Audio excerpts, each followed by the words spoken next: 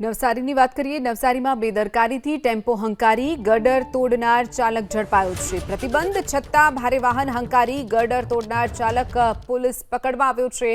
પૂર્ણા નદી પર લોખંડનો ગર્ડર તોડી ભાગનાર ટેમ્પો ચાલક ઝડપાયો છે. સીસીટીવી ફૂટેજના આધારે આરોપી અનિલ મુન્નીલાલ ધોળેની ધરપકડ કરી લેવાઈ છે.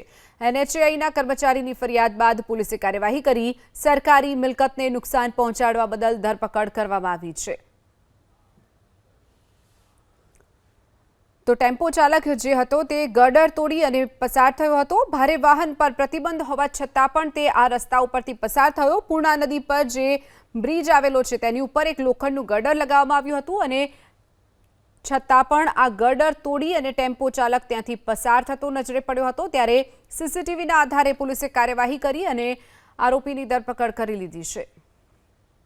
નવસારીની વાત કરીએ. નવસારીમાં બેદરકારીથી ટેમ્પો હંકારી ગર્ડર તોડનાર ચાલક ઝડપાયો છે. પ્રતિબંધ છતાં ભારે વાહન હંકારી ગર્ડર તોડનાર ચાલક પોલીસ પકડવા આવ્યો છે.